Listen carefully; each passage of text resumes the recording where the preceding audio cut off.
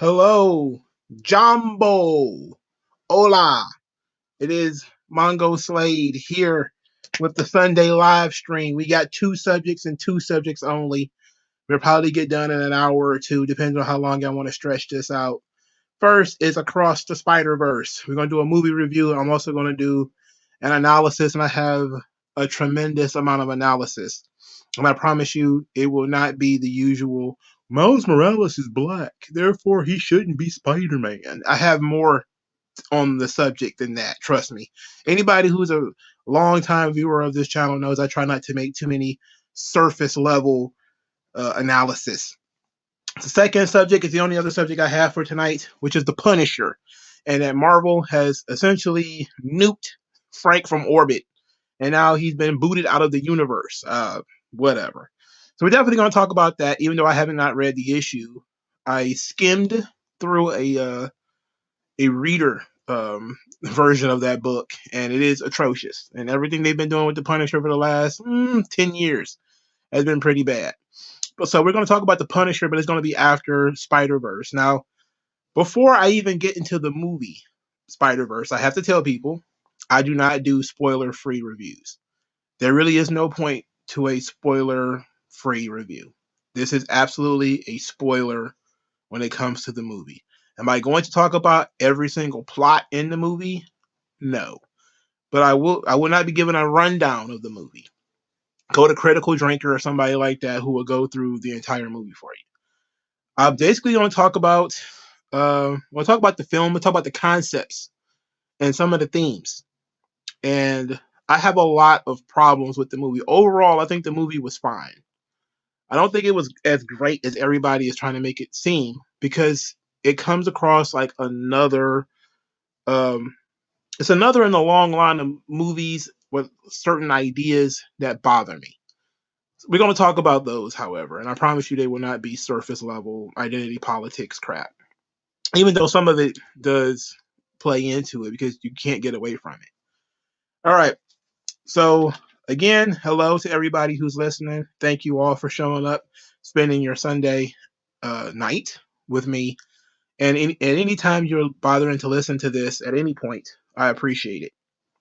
So Into the Spider-Verse was, for a lot of people, their introduction to Miles Morales, and the idea that there are multiple different kinds of spider people who live in the Spider-Verse. So there are different dimensions or universes in which other people are Spider-Man.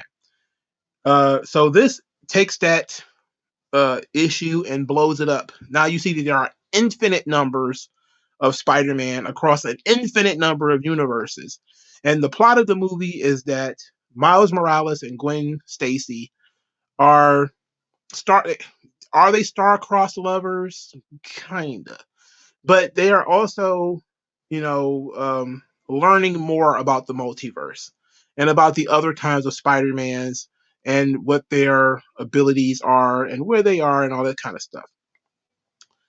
The real crux of the movie, however, and this is a spoiler, is that every other spider person in the multiverse has a communicator watch that allows them to traverse the dimensions, meaning that essentially they have technology that allows them to tap into other dimensions, and there's a central headquarters. I don't know what they called it, I don't remember, but it's basically like a Spider-Verse headquarters. It is captained by Miguel O'Hara, who is Spider-Man 2099. That's a comic book that began in the 90s, Spider-Man 2099. Because they did, like, Marvel did this whole 2099 thing where it's like Punisher 2099 and Spider-Man 2099. It was a completely different character in a far-flung future, in which the original character does not exist. So, long dead, of course. Spider-Man is not immortal, so he would not be around in 2099. That's fine. That's sort of the idea. Okay, so Miguel O'Hara is Spider-Man 2099, and he is the leader of this Spider-Verse kind of thing, at least for now. Why they chose Miguel out of all the Spider-Man characters to be this guy, I don't know.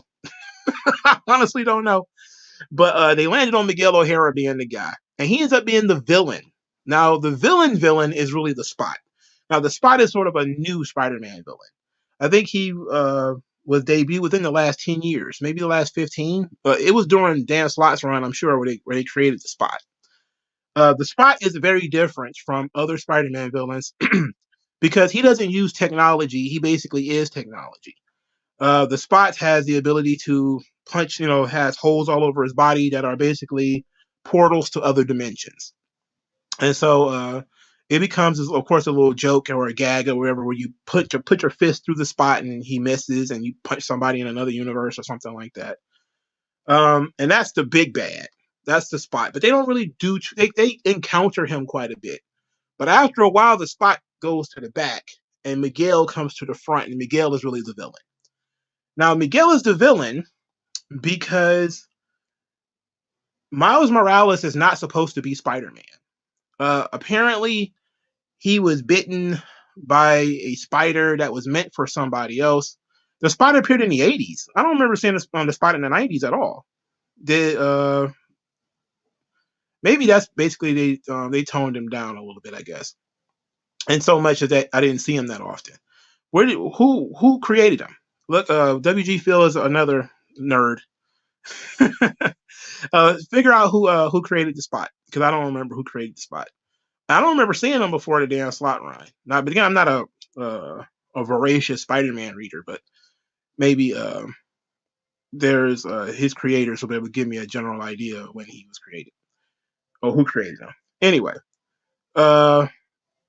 Miguel is the villain because Miles Morales was bitten by a spider that was meant for somebody else. So this explains why Miles is the only person who doesn't have a dimensional portal jumping machine and all this kind of stuff.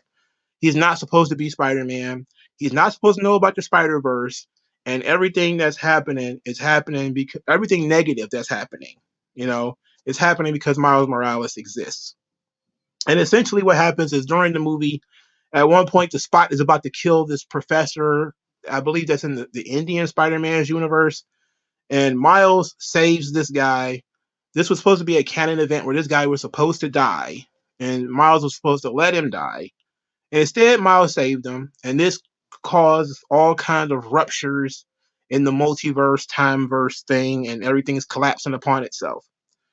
And then we learn what a canon event is. It's something that's supposed to happen within the story of Spider-Man. The story of all Spider-Man, there's a sacrifice, somebody who dies. He was in the animated show. That means he was in the 90s. Al Milgrom. Al Milgrom created the Spot. He was in the 90s cartoon show? That's interesting, because I don't remember ever seeing him I don't remember seeing that character at all before Dan Slott used him. Maybe, yeah, Marvel. It's possible. Comic book characters are a dime a dozen. It's hard to remember he was never a big character. Let's put it like that. Because I don't remember ever seeing him. I know he never became like Venom or Carnage or even like the Rhino or the Lizard or something like that. He might have been a character that was created and went under the radar, and then maybe they added some stuff to him to create more prominence. But I don't ever remember seeing the Spot. Then again, I didn't do a lot of research in this either. So WG Phil is correcting me already. The Spot is apparently a 30-year-old character, not a 15 or 20-year-old character. I thought Dan Slott created him. All right. Anyway, so Miles Morales is not supposed to be Spider-Man. He's interrupting the time streams and dimensional streams and all this kind of stuff. And the next canon event is that Miles Morales' father is supposed to die. And all the other Spider people are not going to help him. And they're trying to stop Miles from helping his father. And that's the big conflict in the movie. At about a halfway point, you find out that Miguel and the rest of the Spider folks are not who you think they are. And that Miles is on a mission to save his dad. And the movie ends with Miles supposedly had been sent back to his universe, but it was a mistake. He was sent to another universe in which Miles Morales is not Spider-Man, but is the Prowler. Basically, he is, I guess, the protege of his uncle Aaron, who was the first Prowler, or at least the Prowler in that universe, because Hobie Brown is also the Prowler, and so it's and Hobie Brown is Spider Punk in this movie. Anyway, so there's a lot of different Spider Mans and different things like that, and it ends on a cliffhanger where Gwen Stacy, Peter Parker are trying to help Miles save his dad, even at the cost of the multiverse. And the animation is beautiful. Let's talk about the good and the bad first, before I get into any real super analysis about this thing. There's some really good stuff here. The animation is fantastic.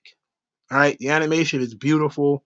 The many different kinds of animation that they mix together to make the different characters look different, you know. And at the end of the day, it looked great. You know, each character was sort of individual. They had an individual way of speaking. I actually liked the Indian Spider-Man.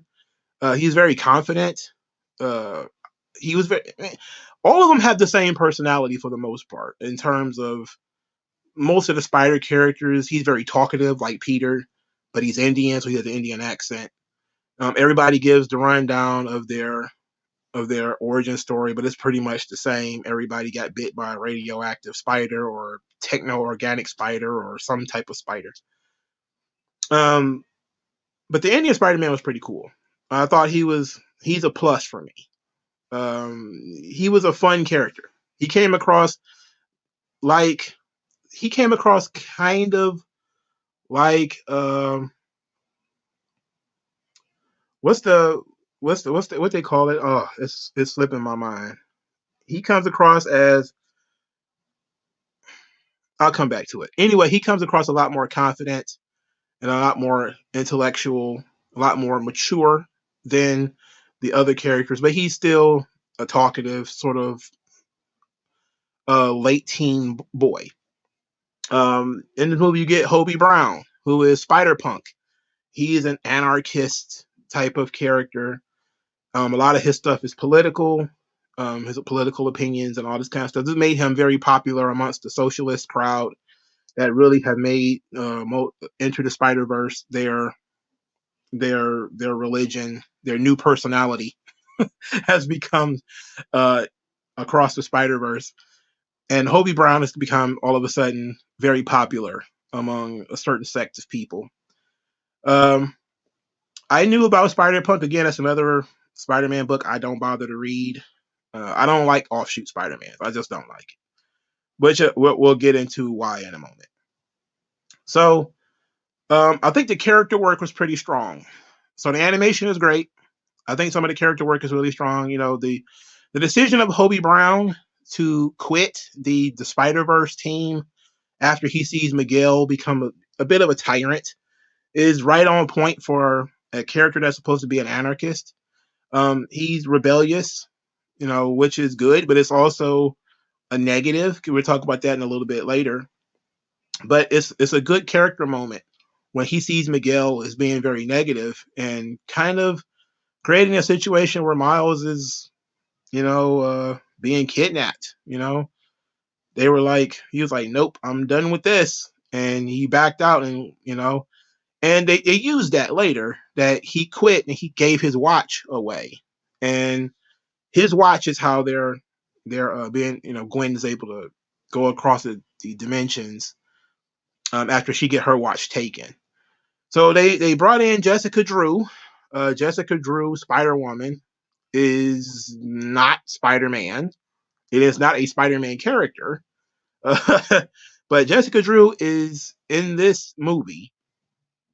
She is Misty Knight, pregnant, basically. She looks like Misty Knight, big afro, dark skin, which is not Jessica Drew, who Jessica Drew is. But that's just identity politics doing their thing. But Spider-Woman Jessica Drew was pregnant on the cover of, she not just on the cover, but she was pregnant during a story arc a couple of years back. And that was an important moment for her character. So now she's brought into this movie and she's pregnant. Okay.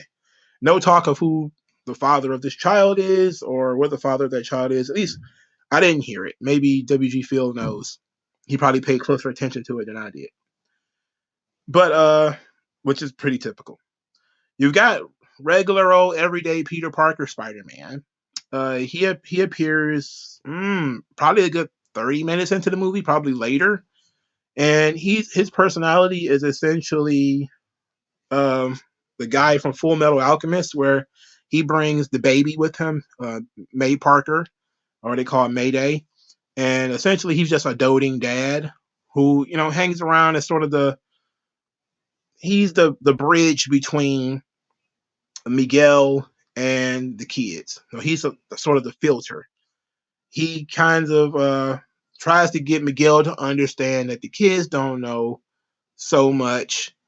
So so we're in a interesting situation there when it comes to Peter Parker, and so he's featured quite a bit.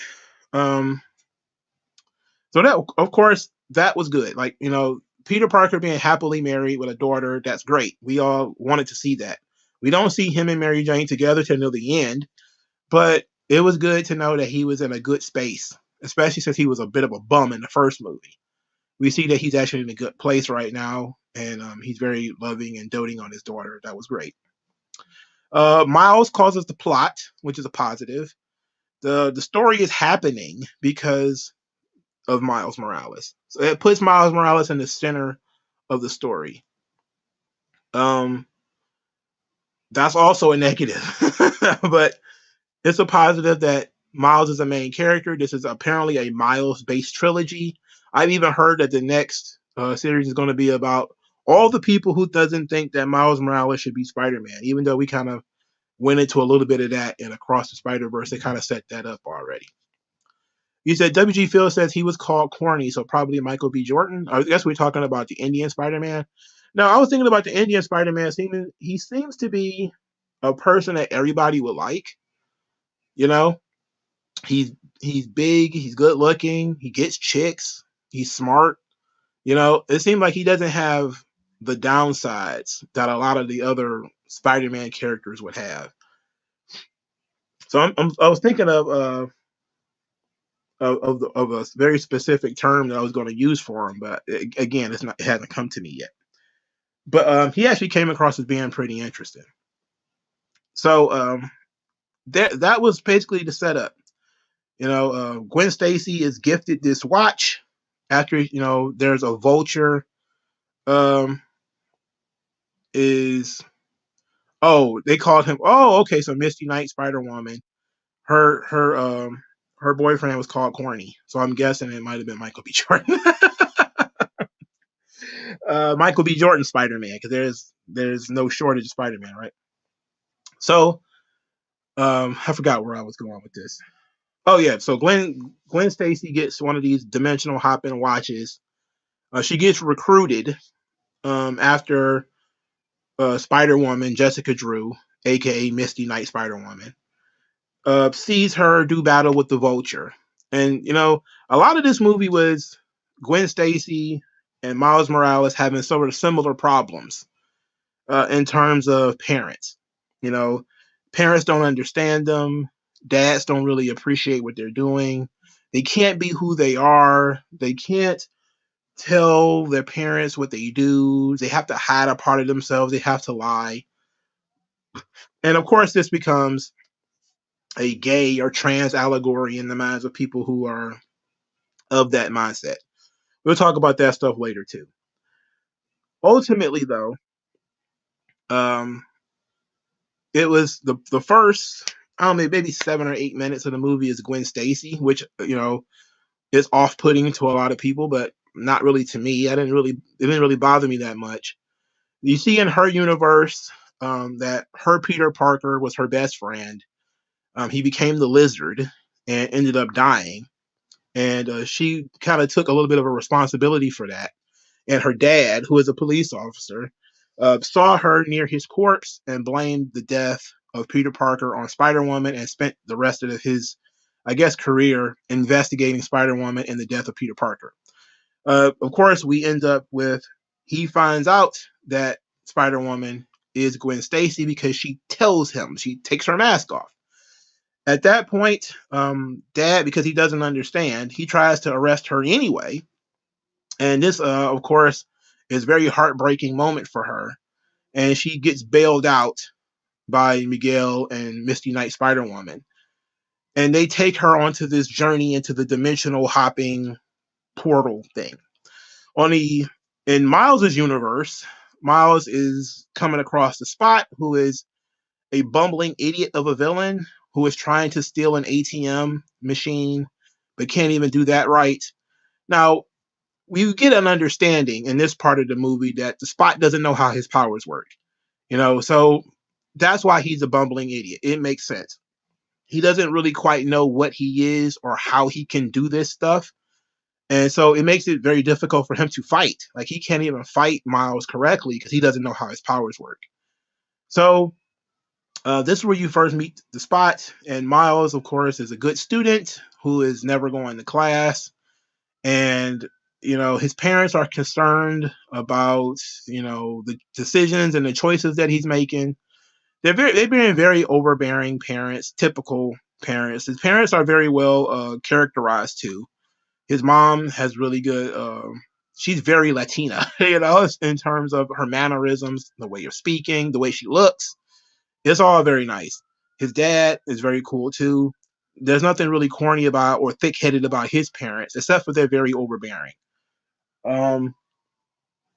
But they end up, having an issue where Miles forgets to go. Well, he misses his dad's captain's exam celebration where his dad's about to become a captain because he had to go and fight a villain. And so he showed up to the party late and ruined everything and got smart with his parents and ended up getting put on punishment. That's exactly what it is. Goody, overbearing Cosby parents. Yeah. I would rather have his parents be goody, overbearing Cosby parents than his parents being shitheels. That being said, though, there's a deep issue that I have with this involving the children. We'll talk about that probably a little bit later. But both of them have parents problems, and when Gwen breaks the rules of the Spider-Verse by going to visit Miles, they talk about that, and Gwen gives him some really terrible advice about not telling his parents who he really is and all this kind of stuff because it didn't work out for her. And then this is when Miles is sort of introduced to the multiverse idea. I mean, well, he knew it from the first movie, but now he's knowing that everybody has these dimensional watches. Everybody except him has one, and you're just left with that. You don't know why Miles doesn't have one. So then they fight the Spot, Misty Knight, Spider-Woman, and all of them. They show up to fight the Spot, who can go from dimensions or whatever. And Miles is, because he can turn himself invisible, he was spying on them, and he ends up following them through the portal. So now he's introduced and thrust into this Men in Black-like world with all these different spider folks and all this kind of stuff. Now, the interesting thing is when a character is in a universe they're not supposed to be in, they start to glitch out. And I thought that was a nice touch. So when Miles is in the Spider-Verse place, because he's not supposed to be there, he's glitching out. Right? And they give him a watch to protect him, but he's not really supposed to be there. And they explain it to him, when Miguel tries to explain to him what's going on. And it's like a big old dimension tree. Have you ever seen one of those dimension trees where if you go left, you can go right? Here's all the branches of the tree if you went left. Here's all the branches of the tree that you went right. Every decision that you make creates another universe and creates another spider person or whatever the case may be. And everybody's story, everybody who's in the Spider-Verse, their story is out there somewhere, right? So they jump in and out of these universes because from the first movie, when they cracked open the dimensions, now all of the spider villains is jumping from dimension to dimension. So you had the Vulture, who was not the Vulture from Gwen's universe, being in Gwen's universe. So it was a Vulture from a different universe. And the Spot is now jumping from universe to universe, but that's because that's his power set. It's not because of a mistake that somebody's making, it's like the spot can literally just go from universe to universe. And he learns that as he goes along. And the spot's really his motivation is to become more powerful because he is the victim of Spider-Man's smart aleck talking to him, talking down to him. You know, Miles is making fun of him and all this kind of stuff, and he wants to be Miles's real nemesis. So he's going to go and power himself up, and he learns about all these different machines because he's a physicist or something like that that can increase his power and increase his abilities, so he could do more damage and all these sorts of things. It's kind of flimsy in terms of his motivations, but since he wasn't the main villain at this point anyway, it was fine. He was just something to move the plot along.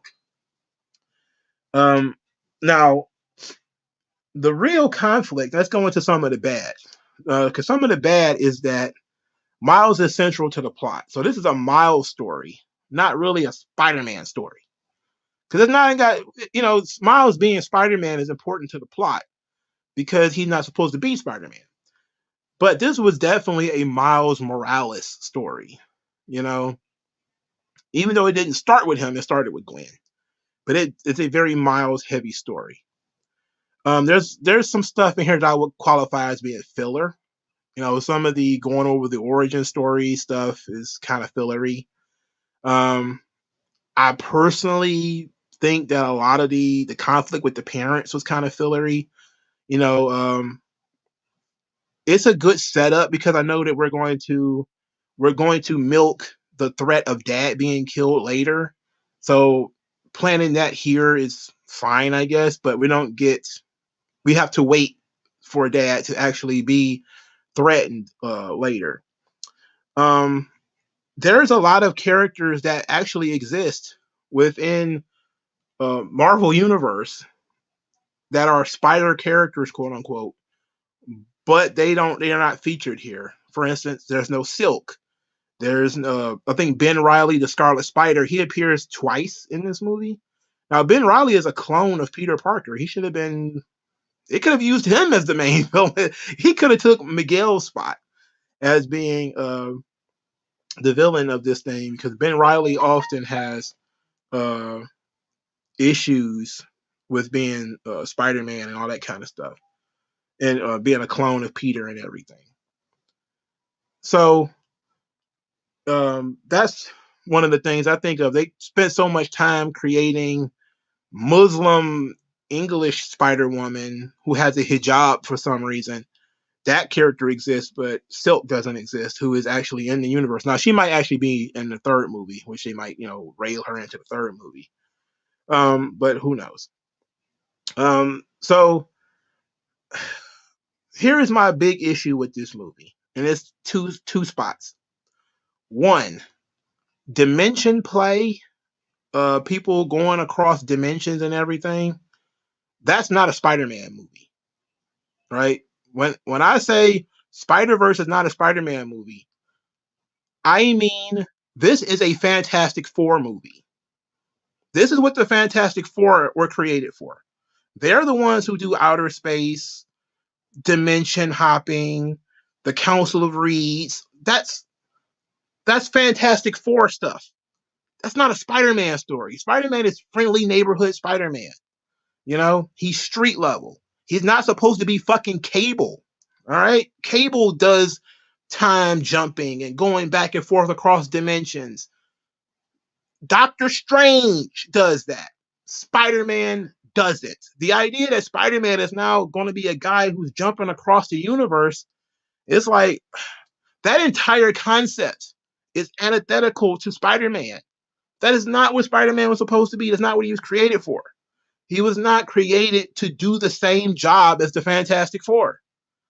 The Fantastic Four are the guys who do all this stuff. Peter Parker is about the neighborhood. It's about fighting muggers, and superpowered animal-themed villains like the Vulture or the Lizard or the Chameleon. Now we've got Spider-Man jumping across dimensions. It's like, okay, so he then what are the Fantastic Four supposed to do? What is their story supposed to look like if this is a Spider-Man story? It's not a Spider-Man story. It's, to me, that's the biggest problem with this movie. It's the biggest problem I have with Spider-Verse right now. The biggest problem I have with the entire Spider-Verse concept, whether it's this movie, whether it's the comics, it doesn't matter. This is not what Spider-Man is supposed to be doing. Spider-Man is not supposed to be jumping from universe to universe. No, no, no. He can go along with the Avengers and do that stuff, but this primarily is a Fantastic Four plot. And it's hard for you to see somebody like when the people are so excited for the Fantastic Four and they're going to have a movie, yada yada yada. Like, oh really? What are you going to do in a Fantastic Four movie that you haven't already done? We've already done Guardians of the Galaxy, so we've already seen outer space and all that kind of stuff. We've already done that. We've already done Black Panther, and they've already done Namor, all of whom come out of the Fantastic Four. Now you're doing Spider-Verse, which is basically a Fantastic Four plot. What are the Fantastic Four going to do? You're doing all of their shit in other people's books and stories and stuff. It's been going on for years. That's the biggest problem with this is when everybody is doing the same thing, nobody's doing anything. And that's the problem with there being so many spider people. And it's not even just spider folks. There's so many versions of Venom now. There's so many versions of Carnage now. And it's absolutely abysmal. It's over, right? You might as well just forget the Fantastic Four. In terms of characters, you might as well forget it. There's nothing that they do that somebody else isn't already doing or have already done. Specialization is about what characters are. What is a character good for? What the character was created for? What the character became popular doing? It's supposed to be specialized. All right. And in doing so, you ruin both properties. We no longer have friendly neighborhood Spider-Man because now Spider-Man is going multiversal. I mean, he does. What do you need the Avengers for? What does he need everybody else for if he can just team up with 4 different versions of himself and go into another dimension and do stuff? I mean, it's that kind of thinking. I know other people don't think that way, you know, but that's how I was thinking about it. Like the whole concept of the Spider-Verse, I'm like, it was never supposed to be this way, man. It was never supposed to be every single swinging dick in New York City has spider powers. It was never supposed to happen that way. You know? Now what are we gonna do? You know? How are and here's the crazy thing. How do you go backwards from this? Once you do all this Spider-Verse multiversal stuff, how do you then put the toothpaste back in the tube and get Spider-Man back in his city fighting animal-themed villains like the Vulture or the Owl or the Chameleon or the Shocker or whoever? How do you go back to that? How can you put the toothpaste back in the tube? That's the thing about specialization. How do you scale down? That means you got to go up, up, up, up, up. You can't. Like, that's why I was trying to tell people that I think this Spider-Verse thing is going to blow the lid off of Spider-Man. And people are not going to think anything that he does is important anymore because he's already saved the multiverse. And it's like, that was never his job. That was never his role, you know? But now it is because you've had 10 years of Spider-Verse already. They're just now doing the movies. So now everything has to be Spider-Verse or nothing's going to be Spider-Verse. You know? And it's going to be weird because if you have, let's say, this is always my problem with the X-Men too, because the X-Men, of course, blew the Fantastic Four out of the water first. They was doing it in the 90s. The Phoenix Saga, the Brood, a lot of stuff going on in the X-Men books. And you're just kind of like, oh, you know, Fantastic Four, what are they going to do? Avengers, what do they do? You know, like if the X-Men do everything, then why do we need any of these other characters? What do you need Captain America for? What do we need Daredevil for? There's an X-Men for everything. There's an X-Men person for everything that you want to do. You want to go across time? You got Cable. You want to do magic? You got magic. You want to do space stuff? You've got the Star Jammers and all that kind of stuff already going on. You know, Cyclops' daddy is apparently a space pirate now.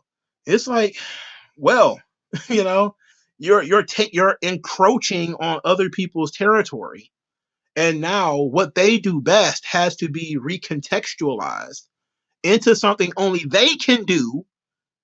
So people who want to, you know, get involved with those characters and not read all this X-Men that's encroaching on everything that I do. How can you fix that? Like, how can we ignore that the X-Men can go across time? It's like they could literally take Captain America back to his time if they wanted to, you know? Like it was a weird thing that started happening that nobody paid attention to because the X-Men was a popular franchise and it was a runaway franchise. But look at it today. You blew the doors off the X-Men. Now they just stuck in this rut of Dark Phoenix, Dark Phoenix, Dark Phoenix, and that's pretty much it. They do social justice commentary, civil rights shit, and then Dark Phoenix, and that's it. That's pretty much it. That's all the X-Men do now. And it's like, wow, you know. And then they had to flip the Phoenix to being something that's inside Jean Grey because it was really originally some kind of universal, multiversal being called the Phoenix or whatever. It was ridiculous, man. And now they're doing the same thing with Spider-Man. Spider-Man is now, you know, some kind of destiny. It's not, you know, a single teenage hero who, you know, with great power comes great responsibility. Who, you know, Spider-Man became Spider-Man because somebody killed his uncle. You know, a petty mugger killed his uncle. And now this has become he crosses the multiverse. That doesn't sound right. You know, it doesn't sound right to me. For the record, let's say, I'm okay with Miles Morales being Spider-Man in a universe where Peter Parker is dead. I'm okay with Miguel O'Hara being Spider-Man in a universe where Peter Parker is dead. I'm okay with Gwen Stacy being Spider-Man in a universe in which Peter Parker is dead. My only problem with Miles Morales is that him and Peter Parker are in the same universe in the comics. That's stupid. All right? You can't have two. All right? It's the same issue I was just talking about. Specialization. If there's two Spider-Mans, then there's basically no Spider-Man at that point. You know? So, you know, there are certain plots and characters that you can do this stuff with. Spider-Man is not one of them. You know? The Green Lantern. You can have an entire corps of Green Lantern. You know? You can have a Nova Corps because the power is external. If you put on the helmet, you could be in the Nova Corps. You put on the ring, you could be a Green Lantern. Spider-Man is supposed to be, and this is the problem I had with like the Flash and all this kind of stuff too. What is the likelihood that a guy who was struck by lightning, that is going to happen again and again and again and again and again? All these different characters are struck by lightning. What's the likelihood of all that going to happen? I know we're dealing with, it's comic books, it's not, but you have to understand, once you start making something a common thing, you can basically just create these things at will. There's so many different characters that are like the Flash, that are like Spider-Man, that you might as well just start having people manufacture them. You can manufacture radioactive spiders at this point and just unleash them on New York and turn everybody into Spider-Man. Why not?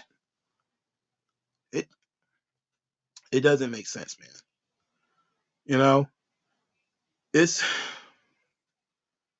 but that's the thing I'm talking about right now, WG Phil, because they've taken all of the Fantastic Four backup characters like Black Panther and Namor and the Inhumans and all of them and taken them out and threw out their own movies. And then a simple plot, like, going to different dimensions. They've done it in the Marvel universes already because Doctor Strange did Multiverse of Madness. And now they're doing it in the animation universe. They're doing Spider-Verse. It's almost as if they're saying, we don't know how to do basic good and evil stories anymore without the character crossing some universe so we can show a different version of that character. And I'm saying to myself, when did this start? When did we absolutely need to see alternate versions of these same characters? We barely know these characters, some of them. But that was a big problem that I have with this movie is I don't like the idea of Spider-Verse in general. So I know a lot of people are going to say, I'm overthinking it, or, it doesn't matter. Who cares about all that stuff anyway? I get it. But in, I don't know, maybe 10 to 15 years, people are going to be looking back like, man, Spider-Verse was fun. I wonder what happened. It's like, you should already know what happened. You blew it out of proportion. You took a character that was never supposed to be multiversal, and then you took him all across the multiverse, and now people are kind of like, okay, I've seen this already. Okay, you've done this already. Okay, we've already seen that there are 100 different versions of Spider-Man. Okay, now what? It's like, the thing is, man, Marvel was strong when characters had a reason to exist. Captain America did the political spy stuff. Him and Nick Fury, they would do that stuff. Iron Man dealt with tech, military weapons, stuff like that. Daredevil, street level, hand to hand combat. Frank Miller decided to throw in ninjas. All right. I'm never going to say no to ninjas. Spider Man, animal themed villains, muggers, etc. Spider Man sold mostly on his personality. And then they took him out into space and they introduced Venom, the Venom symbiote, which is weird because there is no black suit Spider Man in this movie. You know, it's no black suit Spider Man. Out of all these different Spider people that exist, there's no black suit Spider Man. Weird. There's no universe that exists in which Peter Parker kept the black suit. Not one. Okay. Weird. So this is my exact, thought. Rocco sandwiches. They blowing up the territory. There's not much you can do after this. You could have told a bunch of stories. You could have just told Miles Morales' origin story, and people still would have thought it was great. In which Peter Parker was his mentor, and he looked up to him, and he ended up dying, and all this kind of stuff.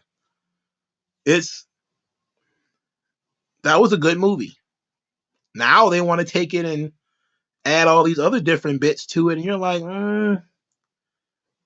we getting to see all these cool little characters like Indian Spider-Man, like the girl who's Spider-Man, but she's sitting in a chair and it's an avatar and she's eating Fritos and all that kind of stuff. It's a cool idea, but it's just an idea. It's not anything that's been fully fleshed out. You just saw it, thought it was cool, and that was it.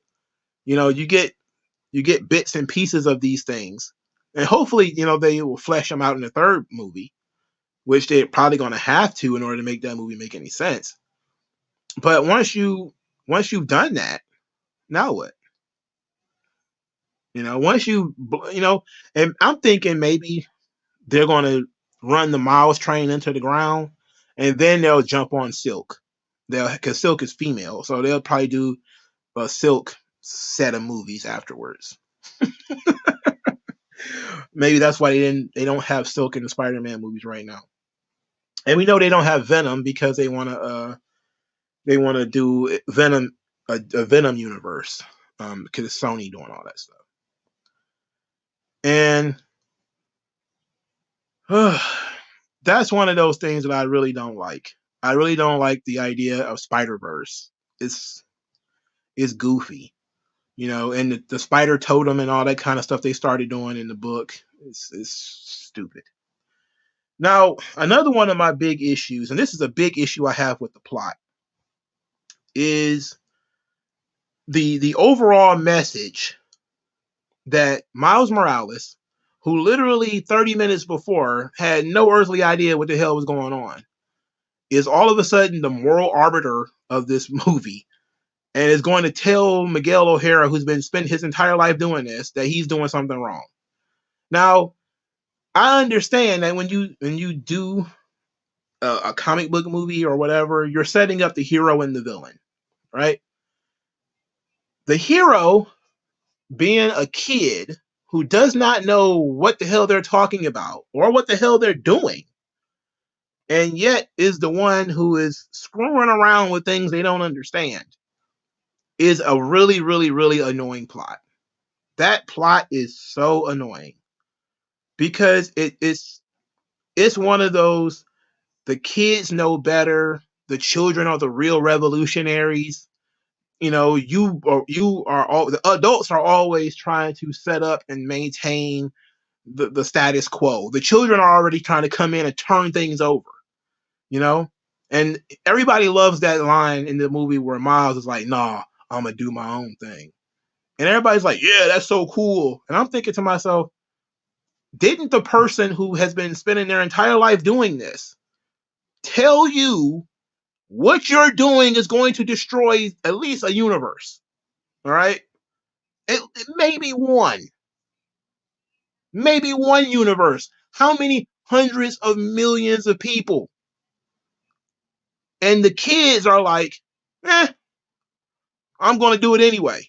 And people are kind of sitting back like, yeah, the kid, he knows better. I'm like, he's a fucking kid. He doesn't know what the hell he's doing.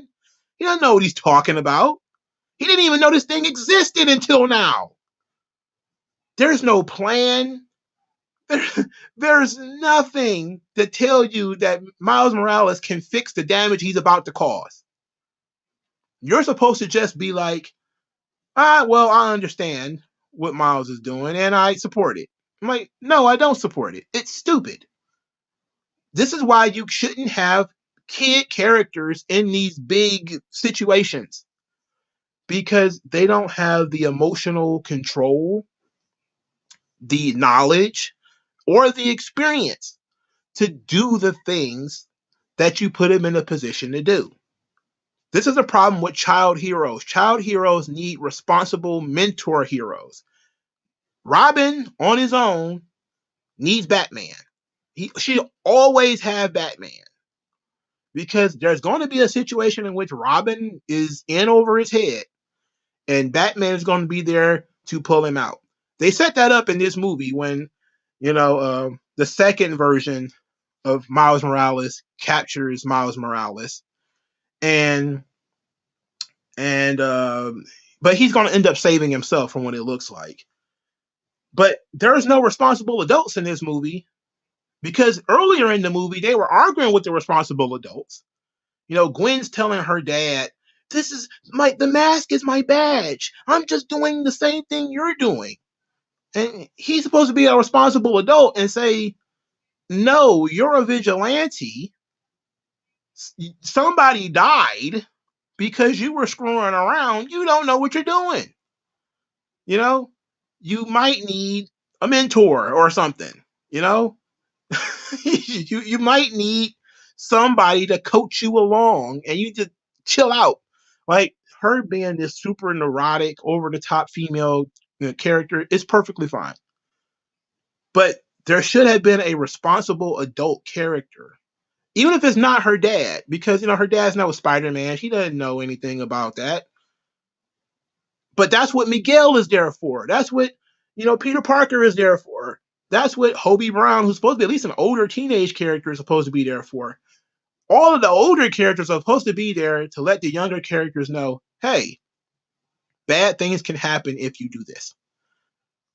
Okay? So then they do it, because Gwen had already broken the rules when she went to go visit Miles.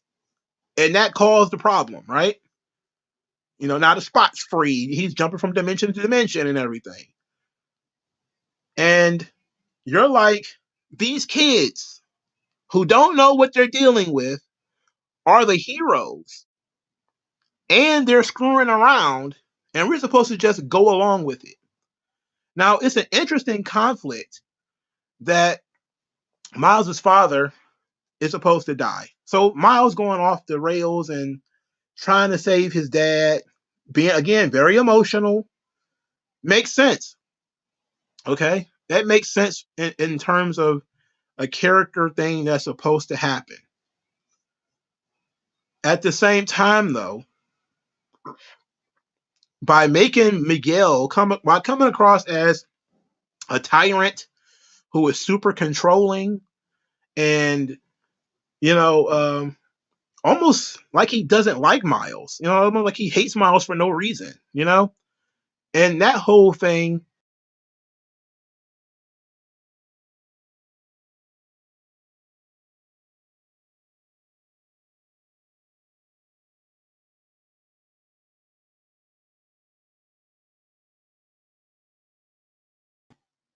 Ah, oh, okay, there we go. I'm back. Anyway, it puts him in a position where he's coming across like the villain. So now, no matter what Miles says and what Miles does, Miguel is going to end up looking like the bad guy. Instead of Miguel coming across like the responsible adult, and Miles coming across as the overly emotional teenage boy who doesn't understand the responsibilities that is being asked of him, who doesn't understand what to do in these situations, who doesn't ask other characters, there's hundreds of other characters there, what he should do.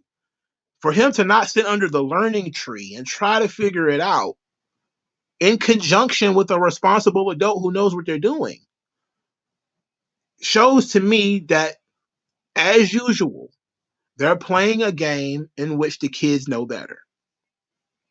There was I believe I was watching a Critical Drinker video in which I think he did Moana. And Moana, of course, in Moana, there's this thing where whenever they complete that mission, I didn't ever see the movie, so I don't know. They put a rock on top of another rock, and it's supposed to be like just stacking on top of each other. But then when Moana did it, she put like a round ball or something at the top, which represents that it's over with her. You can't stack anything on top of what she did because she knows better. She's the end of everything. She turned everything upside down. Tradition, status quo doesn't mean anything. That's what they're doing here. They're probably going to have Miles blow up the damn multiverse, which is going to end up killing millions of people. In story, they're going to kill millions of people. You're not supposed to know that, but they're going to end up killing millions of people. But it's going to be okay because Miles did the right thing. It's like, no, the right thing is to try to figure it out. The right thing is, and I'm not saying he should just let his dad die. I'm saying is try to figure out if it's absolutely positively necessary to do this. Because if you do the Miguel O'Hara thing and you trap Miles and his father dies, then Miguel is a heel. He's a bad guy because he didn't even give Miles a chance. But now if Miles keeps jumping in and out of dimensions, he's affecting other events, he's affecting other people, he's creating more anomalies, he's doing all kinds of stuff. And everybody's like, oh, this is great. And I'm sitting here like, it's one of those things where, and I hate to make this too political. We're gonna get into the political aspects of the movie in a minute. Where you talk about dropping the voting age. Like you got to be 18 to vote. To be quite honest, you should be 25 to vote. Because not too many 18-year-olds understand the system. They don't know anything about paying taxes. They don't know anything about. They ain't haven't had a job that long. There's a lot of life experience that they don't have. When it comes to superheroes, it's the exact same thing. It's easy to be an energetic. It's easy to be an energetic, utopian thinking child. It's hard being a nihilistic, cynical adult. When you're an adult, you understand that there are consequences to your behaviors. You understand that when you do something bad could happen. So maybe as much as you want to do that thing, it might not be the the best thing to do, you know? And skin in the game is a very important thing here, you know? Because when you talk about these stories and the introduction of children, you have to ask, what is the child, how is it benefiting the child to be in this situation? What is the child supposed to learn? Because that's what children do. Child heroes exist to learn from older heroes. That's the point, you know? But now that we have this idea that the children know better because we pump them full of this sort of activist mind state, they know more about a subject they don't know anything about than the person who actually does the job.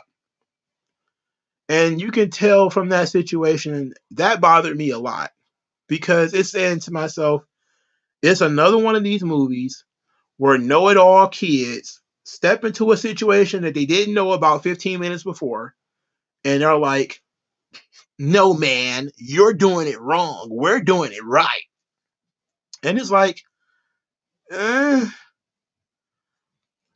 it's not about deranged ideologies, though, WG Phil.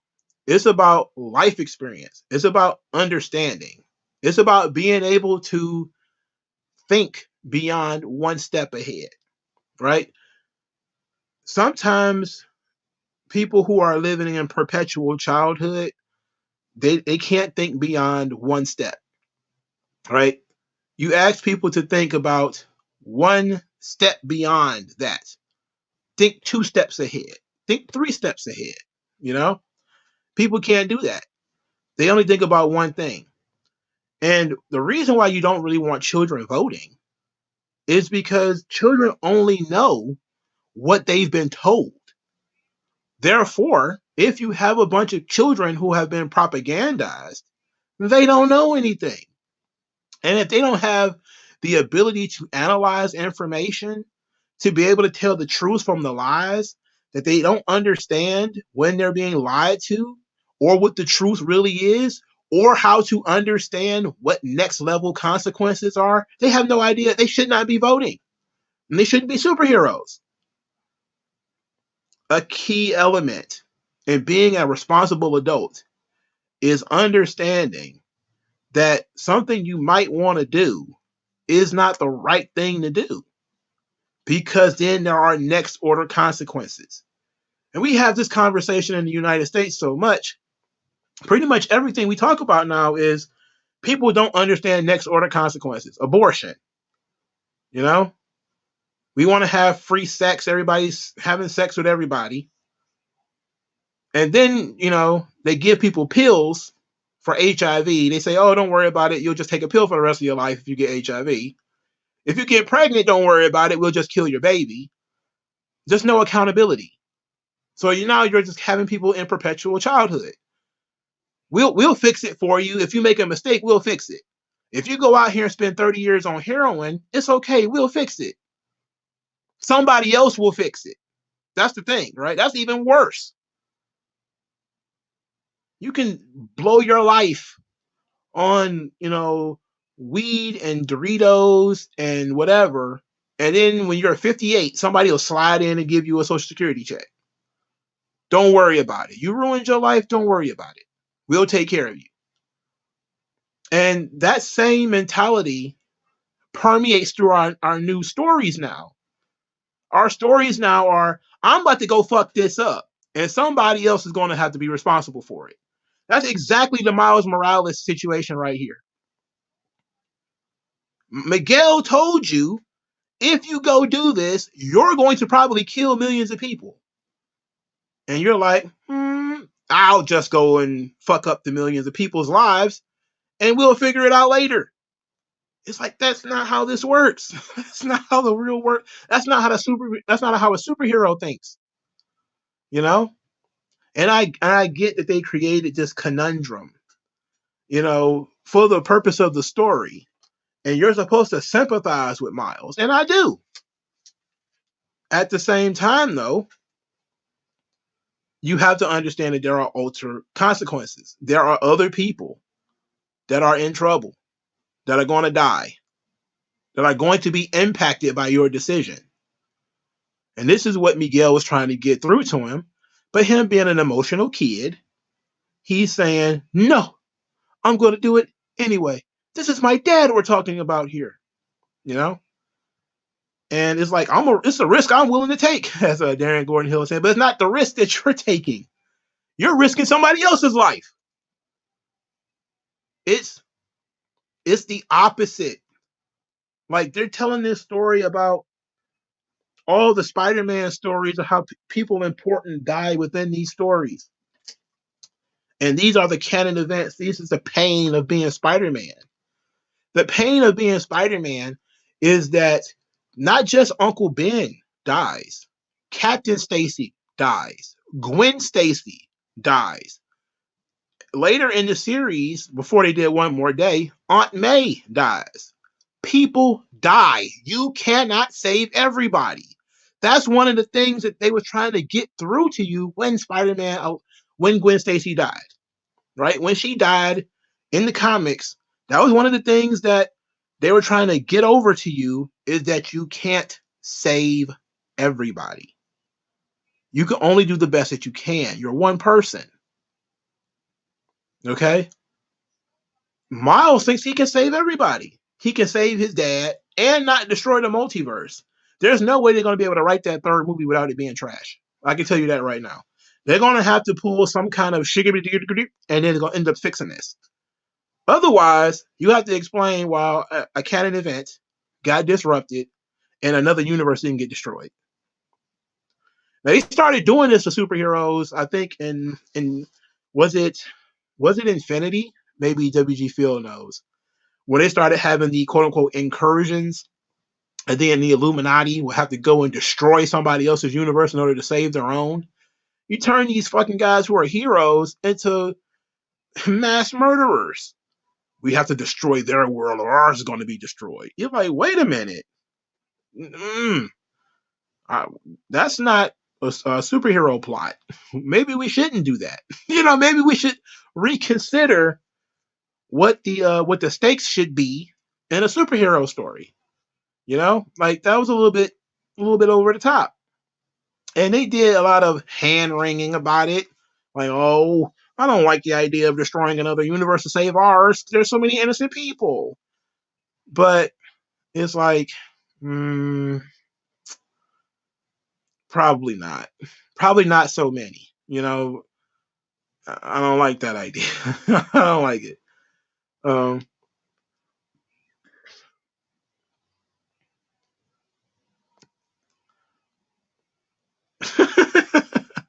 WG Phil says, I think either the mom or Gwen will die in the finale. I don't think either one of them will die. I think they're going to find some way of making sure everybody lives. Miles gets what he wants. And it's probably going to be at the destruction of the multiverse or the destruction of this central organization in the multiverse where it won't exist anymore. And everything will go back to the way it was, and everybody's going to be locked into their own universe. And Miles is going to be like, phew, saved everybody, because you can do that, And it's the same, again, it's the same crap that you get with kids all the time. They're like some of the biggest climate activists are children because they're been easily indoctrinated. They don't think that, hey, there's millions of people who work in like the auto industry, and if you shrink the auto industry because you get rid of cars, then those people are going to lose their jobs. There's more to it than just what you want. It's not just about you and what you want and what your desires are. And everybody can't bend over backwards to help you, sweetheart. It doesn't work that way. And I tell, if I ever have conversations with libertarians, I say the same thing. We talk about getting rid of like the education system, like blowing up the Department of Education. That's millions of people who are going to be out of work.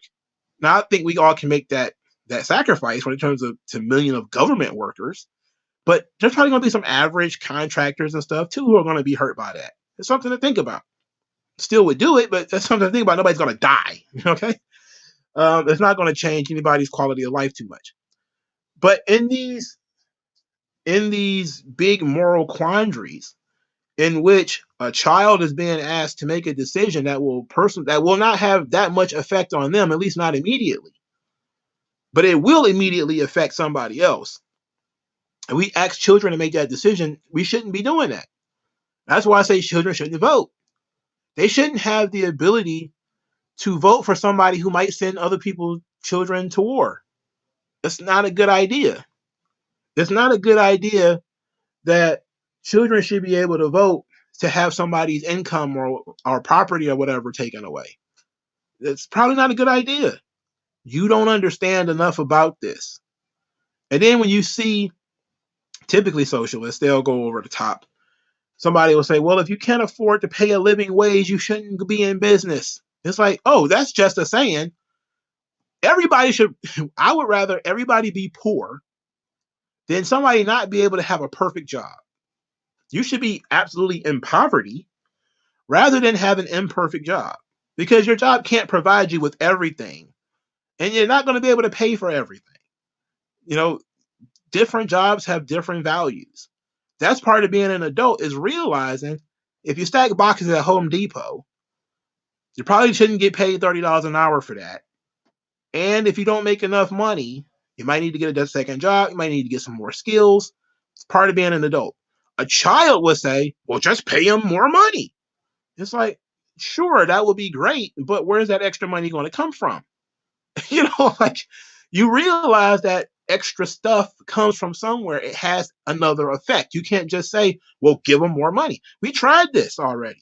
The fight for 15 has now become what the strive for 25. It's not enough, because now you've just raised the floor. Not being able to think one step ahead has defeated so many people. And the idea that we put this kind of shit in the hands of children and put this message, this is the problem I got, not even with the political rants, it's that we continuously create child heroes and then put them in these positions where they're morally correct and they always got the answer, even when they don't. All of these kids are just Greta Thunberg. All of them. How dare you? That's all I heard as soon as I saw Miles Morales say, I'm going to save my dad and I'm going to do my own thing. I heard, how dare you? He's Greta Thunberg.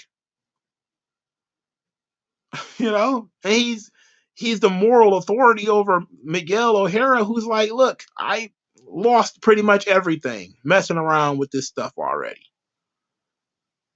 I've already lost everything, and I get it.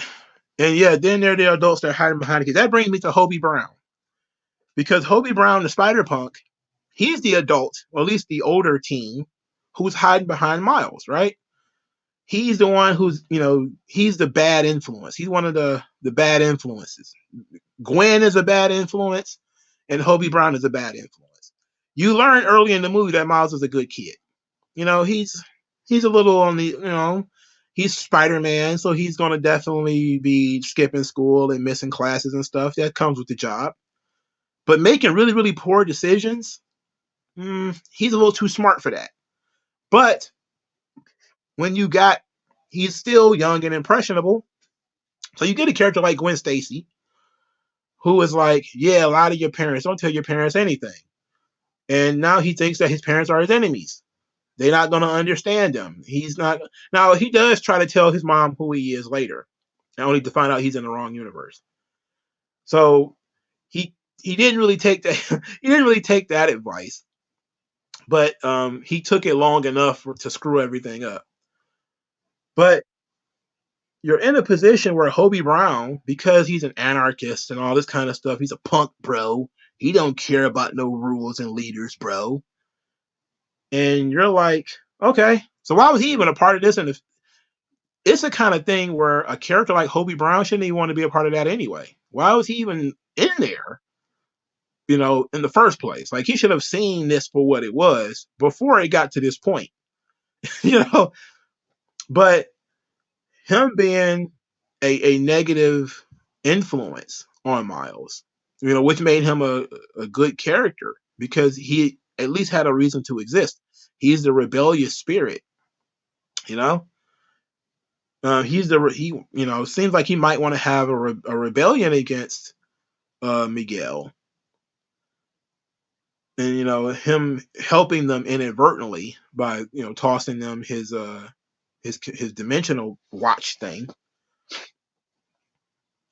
But it's another one of those things where it's not going to affect him. Like, he threw his dimensional thing and left. If something bad happens, as long as it doesn't happen to his universe, he's not going to know anything about it. He's washed his hands of it. And that's a classic reaction of people that I was just talking about. We want to fight climate change. If it costs you your job, well, it doesn't cost my dad his job. Not going to cost my mom her job.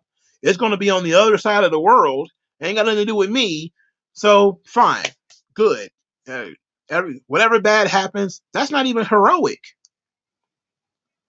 You have to ask the question of why even Hobie Brown is even a hero at that point.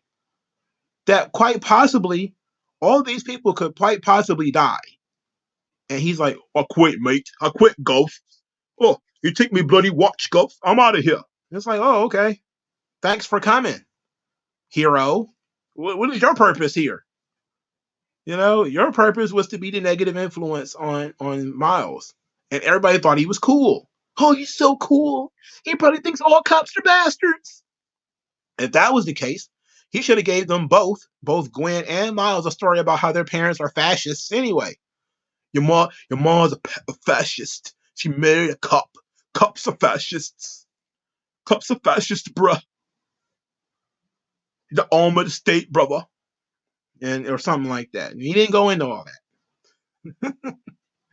But there was too many conflicts with adults, and you're going to have the teen adult conflict. That makes sense. You always put that in the story. But it should always come where the adults have wisdom. And unless, the adult character is dumb by design because you have another mentor or whatever in place, whenever you have a child hero, they need a solid mentor. And in this movie, Peter Parker was not really a solid mentor. He was kind of goofy. He's kind of silly. He kept trying to explain it to Miles, but he was still, playing around and not having a very serious conversation with Miles about this, about what it means.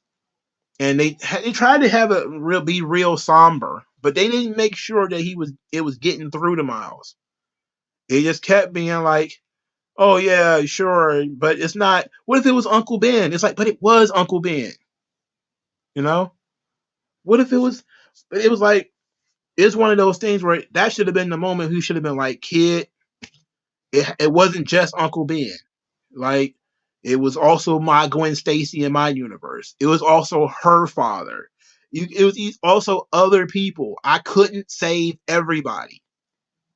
Even with all this knowledge, I didn't have the knowledge at the time, but even with that knowledge, I still couldn't save everybody. I couldn't rightfully spare people in my universe that would have killed people in another universe. I can't do that. As a Spider-Man, you cannot do that. Sacrifice is a part of the job. It just is. When it comes to being a hero, sacrifice is part of the job. You have to sacrifice your time, your safety, and sometimes the safety of the people around you. And the fact that they're trying to escape that element says a lot to me, that these writers are just focused on making sure that Miles and Gwen are right.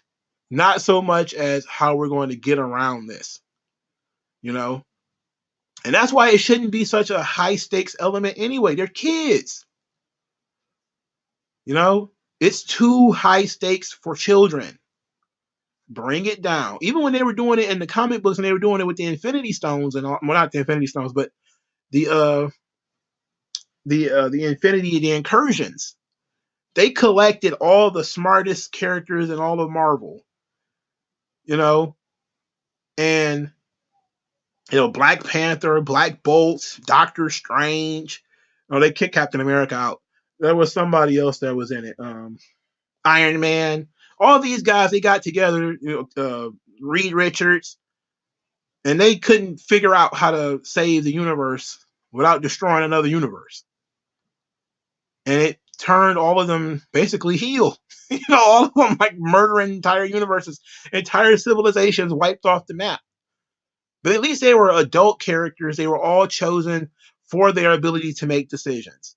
The Illuminati, when they put the Illuminati together, it was collected as these are responsible people who know the weight of responsibility and how to make tough decisions. Black Bolt is the king of the Inhumans. The Inhumans are spread across space. He has to somehow protect them and his home base, and he's got, he's the Midnight King. He's some kind of celestial god or whatever. Then you got Doctor Strange, who is the master of mystic arts. He understands the different dimensions. He's done battle with Dormammu and all these kind of otherworldly creatures. Then you've got Reed Richards, who, through his technology, he's gone through space. He's got had contact with different alien species. He's done battle with Doctor Doom. He's done battle with, all these kind of different organisms, and et cetera, et cetera. And then you've got Iron Man, who, of course, is a tech genius who runs a multi-billion-dollar corporation. All of these characters know about making decisions. They're all adults. You can't take that and then plant it onto a 15-year-old boy who knows fuck all nothing about making life-altering, universe-altering decisions, and then make him so stringent in his idea that nobody else can change it. That literally doesn't make any sense. Lord Cosmo disagrees with me. What did he say? I don't agree with that sacrifices. He's Spider-Man and saves the innocent. Yes. Yes. But you can't save everybody. Again, this was part of the Gwen Stacy dying story. Okay? When the Green Goblin has a bus full of children over here and Gwen Stacy over here, and he lets them both go at the same time. All of them are innocent. All right? Spider-Man makes the right decision. He tries to save the bus full of children. He saves them. He tries to save Gwen Stacy at the same time. He ends up killing Gwen Stacy because he can't help everybody. He's one person. That grounds the character. That keeps the character grounded. Okay? That is what keeps the character grounded. It's not a point of he has to, sacrifice. It's like, that's the job. Every single hero is making that same sacrifice. But Spider-Man is far more in touch with it because it hits so close to home with him. And it's really weird that they would put Miles in a position where, he would have to watch his father die, because that's terrible to put a character in. Like, especially it's traumatic for a young character to put them in a position where their father could pass, and he has to stand there and watch. No, you can't even be mad at him for saying, I'm not about to sit here and watch this through some screen. I'm about to stand here and watch this guy kill my dad. That's why you scale down. That's why you don't do multiverse. Okay? That really bothered me. Children knowing everything, know-it-all kids is nothing more annoying in fiction than know-it-all goddamn kids. I can't stand it. Can't stand it. So I spent an hour talking about Spider-Verse. Spider-Verse the movie. Overall though, I thought it was a good little popcorn movie. You want to turn your brain off and watch it, you'll have fun with it. But me personally, I'm kind of like, I liked it, but I could do without it. I wish it was more street level. I wish it was more, fun. Like, you could have so much fun in Miles's universe because you can switch things up, Like Peter Parker's universe, we know who the Lizard is. We know who Chameleon is. We know who Vulture is. We don't know who that is in Miles' universe. We could have done an Electro story, and it could have been like a female Electro or something like that, or it could have been somebody different. And we could have had some kind of different, interpretation of Electro. We could have had different interpretation of the Sinister Six or Doctor Octopus or whatever. Nope, you had to do multiverse, and it's like, oh my god, you know, holy shit, that sucks. Now we have to follow 100 different versions of this goddamn character. You know, no good. And why did they have Ben Riley acting that way? He was laying against the wall and stuff. Why did he have him do that? I don't understand that. I don't understand that at all. All right. Let's spend the last few minutes talking about the Punisher. So Marvel Comics, Jason Aaron, Punisher number 12 hit the shelves this week, and it was a doozy. So at the beginning of Jason Aaron's Punisher, which I believe began last year, which probably June or July last year, in the midst of everybody being angry about the Punisher's logo being used by police officers and people who think that the character is cool, they changed the logo. Now it's some kind of demon head. I don't know what's going on. So the Punisher joins the Hand, which is the fictional ninja organization that Daredevil fights all the time. He is the Fist of the Beast, which is the creature that the Hand worships. So he is the captain of the Beast's army, sort of like Spawn, where Spawn is sells his soul to Malbogia, and all of a sudden he's supposed to be leading Hell's army, but he still goes around doing whatever he wants. So they begin to retell the origin of the Punisher, and they decide that the Punisher was a serial killer at like 8 years old. Well, he's a murderer at 8 years old. So that should tell you right already we're deconstructing. The deconstruction of the Punisher it will not end. It does not cease. So now we get that the Punisher was a murderer and he was just looking for a reason. So in issue 12, no, I got to continue setting this up. In order to get the Punisher to join the Hand, they resurrected his wife. So his wife is back. And, oh my God. So they brought his wife back in order for him to, wage war on Daredevil and Elektra. So in issue 12, his wife has figured out what he's been doing, and she reads him the riot act. She nags him about, how she was, about to divorce him anyway in the park before they got killed. She took half his stuff. She took like giant sacks of money from him and decided she was going to give it to charity. She also shot him and left him to die. And then the Punisher, in his last act, he begged the Beast to teleport him away, and it sent him to a space in Marvel Comics called Weird World, in which he formally gave up being the Punisher and now only wants to be known as Frank. Everything about this is a complete annihilation of the Punisher, right? It's weird because I learned from The Color Purple, I learned something very important from that movie. I think Steely says that, hating people is stupid because half the people you hate don't know it, the other half don't care. That's exactly what's happening here with the Punisher. Marvel Comics invested all this money in art and in writing.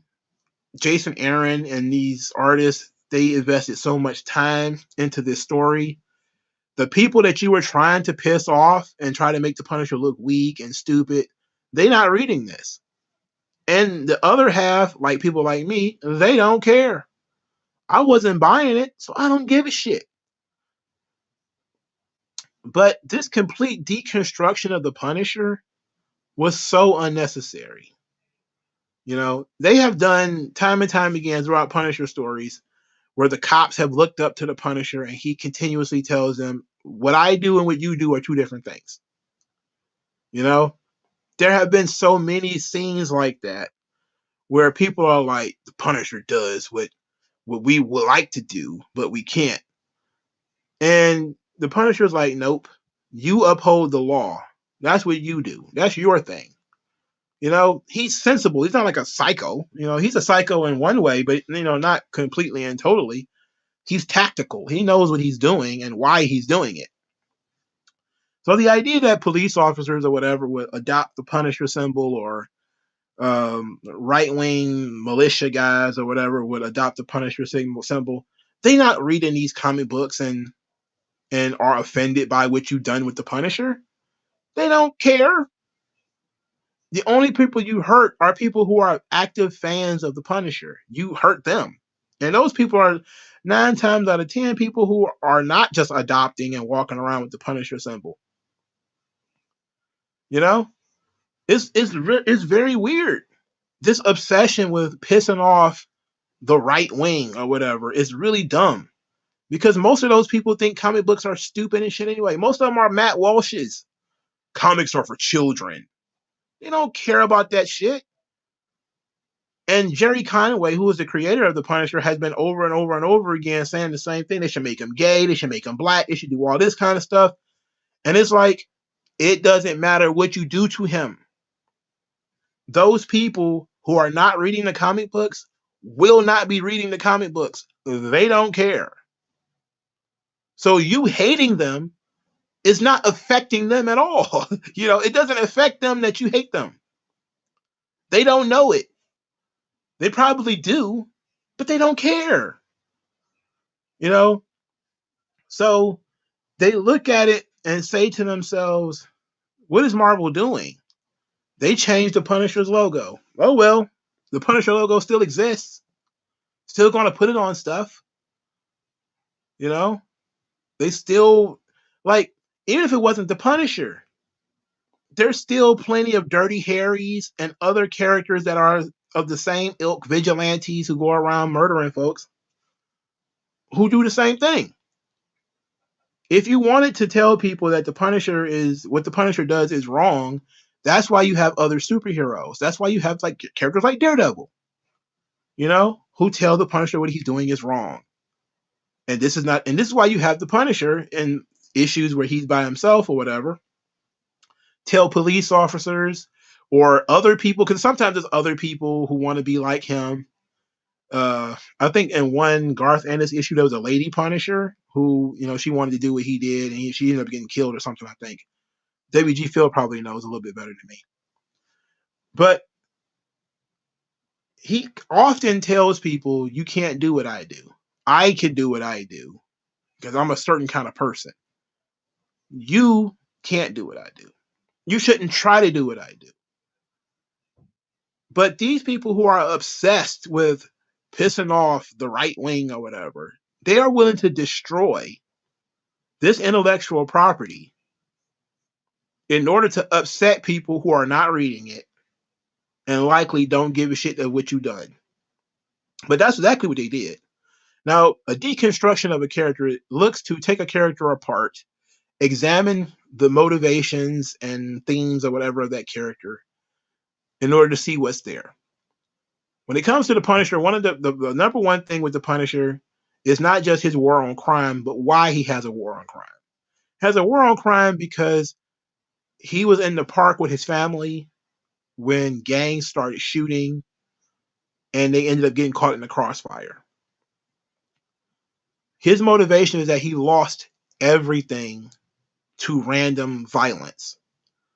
And he was going to be the man that was going to do something about it. One man war on crime. So they took that away from him by saying, that's not the real reason why you do this. You really do this because it was foretold when you was 8 years old you were going to do this. Which is child of destiny crap, right? You're stuck and guided by the hands of fate. You don't make decisions. When Garth Ennis did a similar story, it was that the Punisher essentially broke in Vietnam after he watched, guys who were even fellow soldiers do horrible stuff. He would kill them. Like there's a scene I think in Punisher Born where he drowns another American soldier in a puddle. I think the guy was a rapist or he was a murderer or something like that, and the Punisher just kind of like drowned him. And now that's going back before his family died. So you're kind of like, okay, he kind of snapped in Vietnam. All right, I can see that. But now they're going back to grade school. So it's like, bruh, he's murdering people with like a number two pencil or something like that. He's killing people with crayons. It's like, this guy, why are you doing this? Yeah, knowing Garth Ennis, it was probably a rapist. But uh it's like, why are we doing this? Why are we trying to say he was a murderer as a child? That's that's not who the character is. That's not what the character is. So now we've realized that he's not a guy, he's not one of those one bad day villains. One bad day is, hey, life was sweet up to this particular point in time. So it's not one bad day, he's a child of destiny. And then his wife tells him she was going to divorce him anyway. And so you're led to believe that he was a shitty parent and a shitty husband, really didn't care about his family anyway. And so that's not a real motivation for him. It's like okay, well, let's take what Jason Aaron wrote on this character. Let's take that at face value. Let's ask this question then. Why would a psychopath who was a killer since he was 8 years old, why why would he need to make an excuse for why he does what he does? Why would he need to make the excuse that my family died? Why should he care? It shouldn't matter what other people think about him because that's how he lives anyway. He lives life by not really caring what other people think about him. So the idea that he will create a cover story or need a cover story in order to be the Punisher is stupid. He wouldn't. Half the people that deal with Frank Castle just know that he's a psycho with a gun who goes around shooting up large groups of mobsters. You know, that's pretty much all they know. The idea that he is, this incredibly sad case is pretty. Well, I guess most of the heroes know because he's not exactly James Bond. He's one of those guys who like perpetually on the news and in the newspaper. Like Frank Castle, it works that way. Like he's not the mysterious man known as the Punisher. It's like no, it's like Frank Castle, the man known as the Punisher, has escaped again from the prisons. He's that guy, and that's what everybody likes about him. He doesn't wear a mask. He doesn't wear a mask for a reason because you're not going to see him twice. So he's not a hide and seek. Hide behind a fake name or whatever. No, that's not who the Punisher is. So the idea that he needs some kind of phony cover story is like, no, he doesn't need a phony cover story to explain why he does what he does. He does what he does because that's what he wants to do. And it's his way of dealing with what he thinks the other heroes are not going to do. Most of the other heroes, they deal with street crime. Spider-Man does, Daredevil does, Luke Cage, and several other people deal with street crime. But most of them follow the law. The Punisher is the guy. Well, okay, they follow the law as much as a vigilante follows the law. Let's put it like that. Daredevil doesn't kill. Spider-Man doesn't kill. Luke Cage, I don't believe he kills either. But the Punisher, killing is number one. He feels like if he murders you, you don't have to deal with this anymore. And his one-man war on crime. So, and that rings true. One-man war on crime. So when you realize that in this story they have the Punisher team up with the Hand, that's another problem because the Punisher does not like partners. Now they give him temporary partners for story arcs and stuff like this. They do this stuff all the time. Microchip, or like the Lady Punisher, or sometimes he'll team up with some other random shoot 'em up bang bang character, or he'll team up with Daredevil or Captain America or something like that for a short story. But the Punisher likes to work by himself. He considers it a one-man war on crime. You know, period. He's a lone wolf. That's what makes him so dangerous. You know, that's partially what makes him so dangerous. So the idea that, and they've done this twice now. They had the Punisher team up with the fake Captain America in not Civil War Two. What was it? What was this? And it was so weird. I'm getting tongue tied over it because they attempted to bring his family back then too. This was a couple of years ago. This is probably like 2 or 3 years ago when they were doing um, the two Captain Americas. Which one was that? God damn it! Uh, I keep wanting to say Civil War, but it wasn't Civil War. It was shit. What was it called? The story arc. It, anyway, Captain America. I mean, Punisher was recruited by the fake Captain America, who they promised to bring his family back, and he joined Hydra, and he ended up getting beat up by Black Widow, and then he went into hiding. That's why he became, War Machine after that, because they just keep giving him powers for some reason. But so they keep teasing this idea of him bringing his family back. Now I forget who wrote the story, but the Punisher is very aware of who he is and what he is. He does not want his family back. They're dead, right? And he does not want his family to see the person that he's become. So he would not want his family back. Okay? But that's the first thing. The second thing is far more important. And that's the Punisher is incorruptible. You can't negotiate with him. All right? That's the thing that bothers me the most about this. Is that the Punisher is an incorruptible character. He is going to kill the bad guys. Period. You can't make a deal in which the bad guys live for a little while. Or, because remember, in Civil War, he guns down bad guys upon seeing them without even knowing whether they were on his side or not. That's where he got beat up by Captain America. It was goofy, but it was on brand when it comes to the Punisher. Like, if he knows that you're a villain, he's going to try to gun you down. So he did. So Frank is incorruptible. The Hand can't offer him anything that would make him join them. Hydra can't offer him anything that would make him join them. For starters, he's a lone wolf. Secondly, he's already going to be suspicious about people who are trying to recruit him. He was suspicious of Nick Fury when Nick Fury was trying to recruit him. Fourthly, he wants to work alone. He's not going to bring his family back. If bringing his family back was going to cure him and stop him from doing everything he wanted to do, Doctor Strange would have brought his family back. It doesn't work that way. So they brought his wife back, only to have his wife betray him.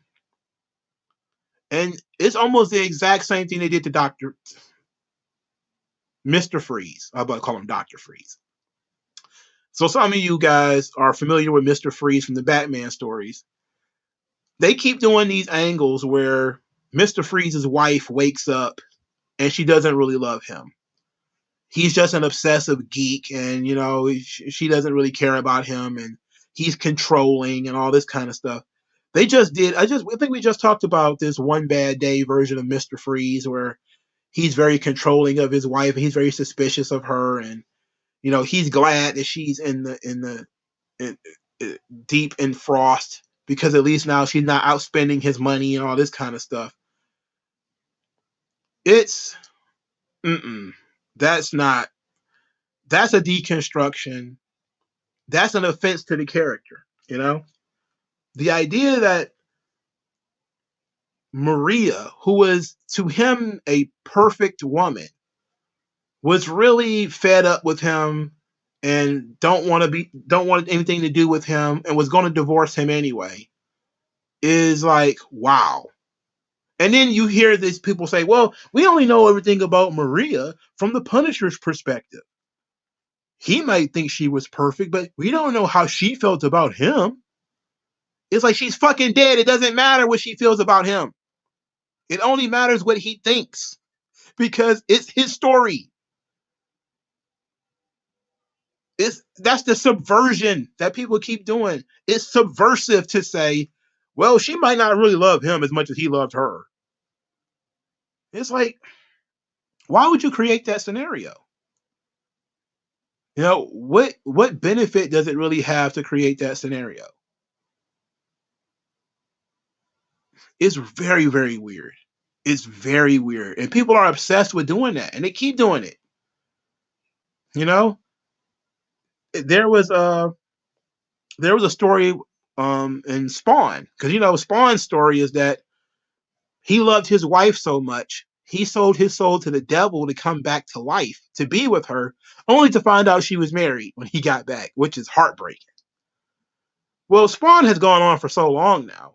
Most people don't know that there was a story in which Spawn was an abusive husband, that he used to beat Wanda and all this kind of stuff. Why Todd McFarlane let whoever wrote it, it might have been Todd McFarlane that wrote it, but whoever put that in there, you destroyed Spawn by doing that. Because the entire idea is supposed to be like he's really romantic and he cares so much about his wife that he sold his soul to the devil to get back to her, only to find out she was married to his best friend. And that was torturous. And then we find out, well, he was abusive anyway, and he smacked her around. And it's like, what? Why would you write that? Why? How does that benefit the character that we're following is supposed to be the hero of the story? Now, when it comes to the Punisher, they want him to be the villain of the story. So it's perfectly reasonable that you resurrect his wife, even though he doesn't want his wife resurrected, through corpse magic, like necromancy. She was resurrected. And she didn't love him anyway and was going to leave him. It's like, oh, okay. So he didn't know that, apparently.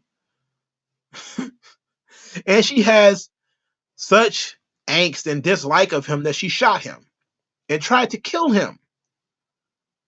The man who loved her, she tried to kill him. And we're supposed to look at this and say, good, right thing to do. He's only murdering bad guys, by the way. Well, until he decided to become the hand of the beast of the hand or whatever. Now he's out here on a ninja war, which is, again, not anything the Punisher wants to be involved with. Why do you fucking want to get involved with a ninja war? Why would he care about that? But and Frank hates ninjas anyway. He doesn't even like martial arts. He's not a martial artist. He doesn't do well against martial artists, which has always been a sticking point with the Punisher. Is his close quarters combat is basically military stuff. He doesn't have like extensive martial arts training. He's a weapons expert, and that's something that has been utilized in order to control the Punisher over the years. If somebody as simple as Black Widow could take him out because she's a martial arts expert, and that's exactly what happened in the Hail Hydra Captain America story. Is she ended up getting beat up by Black Widow because she's a really good martial artist and he's not. And they keep doing these angles where the Punisher gets captured by various heroes, and my favorite one is when he fought the Avengers, and that one was great. My second favorite, he fought the Defenders. That was also great.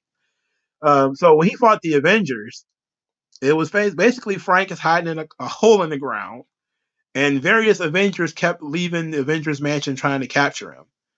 But there was nothing Frank could do. He would have to come up with some creative way of escaping Spider-Man and all that kind of stuff.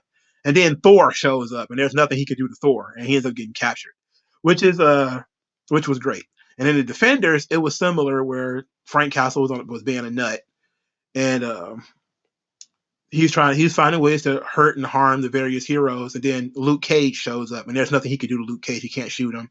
He tried throwing acid on him, it didn't work, and he ended up getting arrested. Like, that's the kind of stuff that is fun. So if you wanted to like capture this Punisher and put him in prison, sometimes he wants to be in prison. If you're like basically invulnerable, you can capture him. So it's not like we didn't need to go through all this. It's like, man, we hate the Punisher. We want to get rid of him. Okay, have Thor put him in prison. What's he gonna do to Thor? Nothing. He's gonna shoot him. That's not gonna work. He's gonna punch him. That's not gonna work either. So what's gonna happen? Again, Luke Cage by himself can go and pick up the Punisher and carry him to jail. There's nothing he can do. To go through all this effort of destroying this character, this was hatred, right?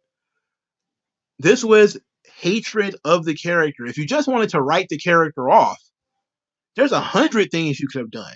Doctor Strange could have covered him in chains so he couldn't move. Because again, he doesn't have superpowers. You know, he could have been locked up in the raft. What it is the raft, right? In Marvel, is it raft? I think it might be called something else. But they have like a super villain prison. I know the Punisher always escapes prison, but there's always these different prisons and different things they could lock him into. They could have sent him to another dimension like they did with the Hulk. The Hulk couldn't be stopped. They sent him to another world. If you want to say like Doctor Strange is tired of the Punisher doing crazy shit, we're gonna send him to another planet. Poof, he's gone. It's that simple. You do this, take his family away from him, take his iconic logo from him. You take his name from him. You change him to some kind of psychopath, and then you toss him out into Weird World. You did that out of pure spite. That was pure spite. If you just wanted to get him off to write the story, you could have had Daredevil beat him up and put him in jail, which happens all the time. But this time he can't escape for whatever reason. The amount of hatred that went into this and the amount of money they went into their hatred is ridiculous. And I can't believe they did it. I can't believe they got away with that. Such a waste of money because nobody's buying this book. And everybody who is looking at this mess is completely turned off. Like a lot of people who read it for free online. Like me. And I only read this issue. I didn't even read everything. But some things just don't make sense. But when you're trying to destroy something, it wouldn't make sense. So the raft is the Marvel prison. Okay, good. I knew I was right somewhere. But I'm pretty sure they, even though Shield is gone, they probably got some kind of underground Shield prison they could have put him in or whatever. There's all kind of stuff they could have done with the Punisher if they wanted to, but they had to strip him of everything and then put him on Weird World, so he's going to be gone forever. And they did the same thing with Nick Fury. Recently they got rid of Nick Fury too. So I'm talking white Nick Fury. Man on the Wall Nick Fury. They got rid of him too. So now he's gone. So they destroyed Shield, which was because my military is bad, so they got rid of that. Then they took white Nick Fury and they sent him into space to be the Watcher. I think he was. I don't know why. They just did it so they could have black Nick Fury on Earth. And out of years and years of Nick Fury not doing anything, they decided he was going to leave this universe. And so he did. And I'm like, what's happening? Like, if you're a white guy who uses a gun, you're getting fucked over. If you're a white guy in Marvel Comics, period, you're getting fucked over. I mean, what they've done with Danny Rand has been crazy. It's like they used to do something simple when they wanted to write a character off. You kill him, Like, hey, we want to make a new Iron Fist. Okay, kill Danny Rand. It'd have been that simple. But no, it's got to be, that's too simple. They going through humiliation rituals where Danny Rand has to tell Okoye, you're a better Iron Fist than I am. It's like, what? Okay. She's never been Iron Fist before, but she's better than he is. Okay, sure. Like, they used to do simple shit. hey, we're tired of this character, or we just want to retire him for a little while, you kill him. You know, or you put him in prison, or you do something like when they wanted to replace Daredevil for a few months, they put him in jail. You know, then they had Elektra running around as Daredevil. It made no sense, but okay, fine. They just wanted to get rid of him for a little while. How do you justify taking everything from this character and sending him to another dimension or another world? It's goofy, you know. And they've been doing this stuff anyway with the Punisher because they've been doing like Cosmic Ghost Rider. Now, I thought it was funny at first, like when they did the original Cosmic Ghost Rider, the Donny Cates, yes, it's been Jason Aaron writing the Punisher, but it's the Donny Cates Cosmic Ghost Rider series. I actually liked the original one, the first one. And then I found out it was the Punisher. It was Frank Castle that was the Cosmic Ghost Rider. And I was like, that's weird. But they do weird shit with the Punisher all the time. You know, I just thought it was dumb. You know, like, oh, it's a dumb thing. But now it seems like they're going to try to make him Cosmic Ghost Rider in this universe. You know, why do we have a Cosmic Ghost Rider anyway? I don't know. I guess Mephisto, he's just everywhere. I guess. I don't know, man. I don't fucking know, man. He rides a motorcycle across the universe. That shit was fun. He had baby Thanos. It was fun. Uh, I don't get it, man. I don't get it. It was. You could have saved yourself a lot of time and money and effort by just saying we're not going to print Punisher comics anymore and writing them off. Where the Punisher would be, we're going to put Moon Knight. Period. Moon Knight is a murderer too, by the way, but they don't seem to have a problem with him.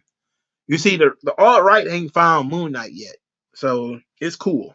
You know, Moon Knight, the guy who cut somebody's face off, and you know that guy, he's a murderer. It was okay when Moon Knight cuts people's faces off. That was fine.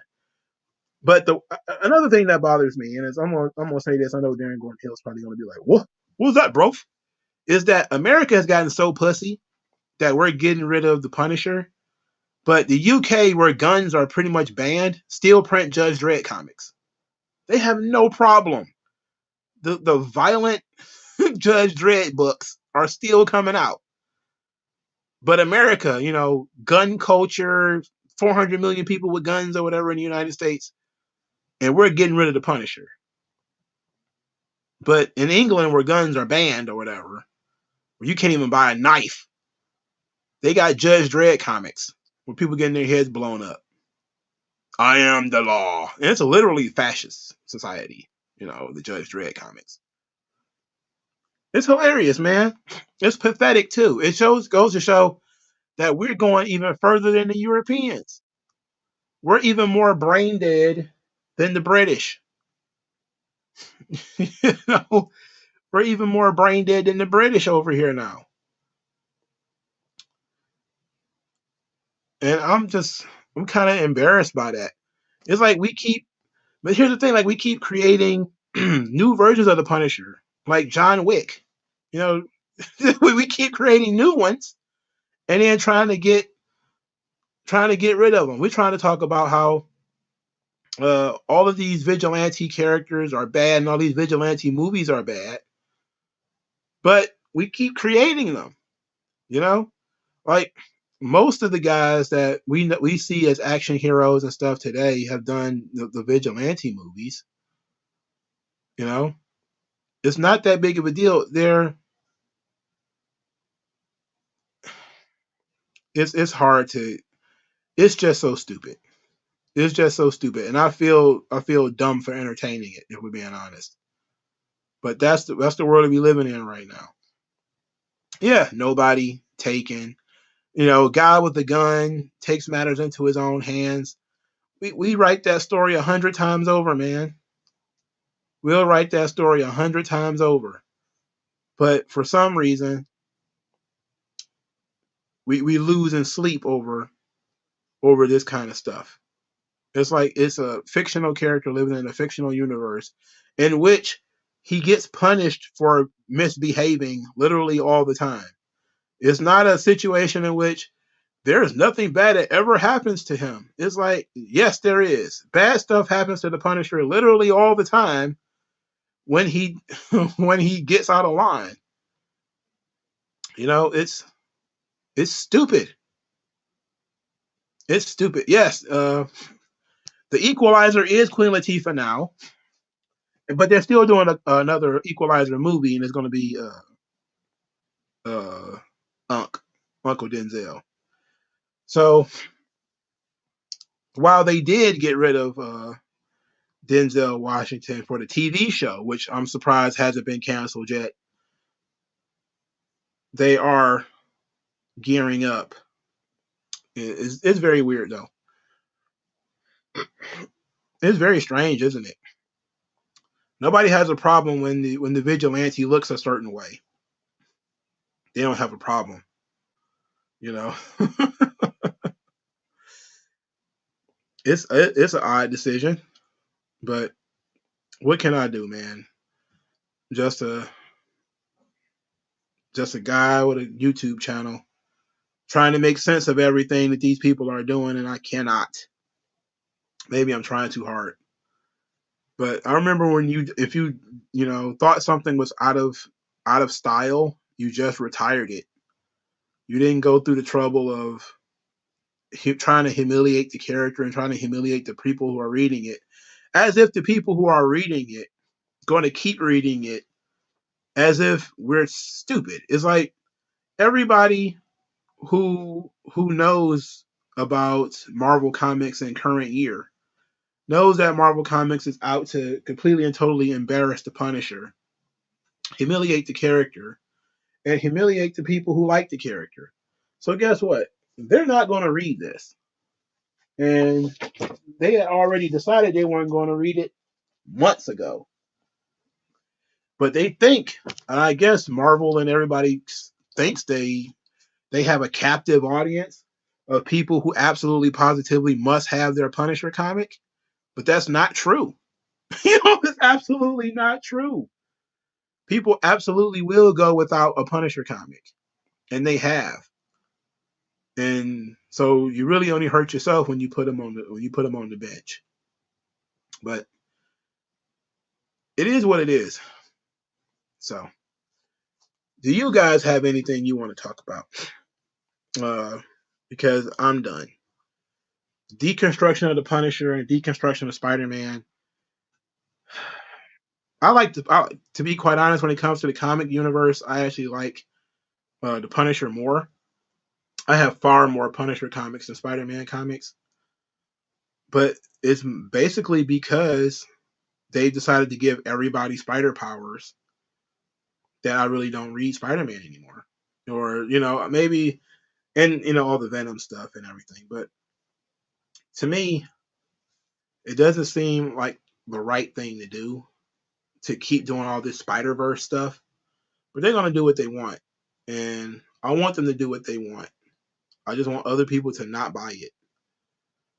So I got like a box full of Punisher comics and single issues too, floppies, in a box somewhere. I may crack one of them, two of them open, and read.